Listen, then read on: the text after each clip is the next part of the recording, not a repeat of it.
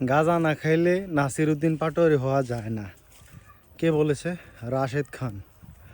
ঠিক আছে, বর্তমান রুলিং পার্টির একজন নেতা। আগে নুরুভাইয়ের সাথে রাজনীতি করতো, গণ অধিকার পরিষদের একজন সদস্য ছিলেন না কি ছিলেন, ভালো পদে ছিলেন। তো উনি বলছেন নাসিরউদ্দিন পাটোয়ারি হইতে হলে গাঁজা খাইতে হবে। তো এখন মনে করেন দেশের যে পরিস্থিতি, নাসিরউদ্দিন পাটোয়ারি কীভাবে হবো কন? এই দেশে তো গাঁজা নাই, এ দেশে গাঁজা নাই, সব গরু ছাগলে খাইয়া শেষ। এখন যেগুলা আছে এগুলা মনে করেন এগুলা নেতারা খাইতেছে। নাসিরউদ্দিন পাটোয়ারি হইতে হইলে যদি গাঁজা খাইতে হয় তাহলে সাধারণ জনগণ খাবে কি? সব তো নাসিরউদ্দিন পাটোয়ারি রে খাইতেছে। তো এই হচ্ছে দেশের পরিস্থিতি। গাঁজারও সংকট দেখা দিবে কয়েকদিন পরে।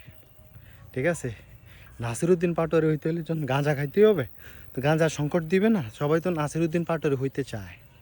হচ্ছে দেশের পরিস্থিতি।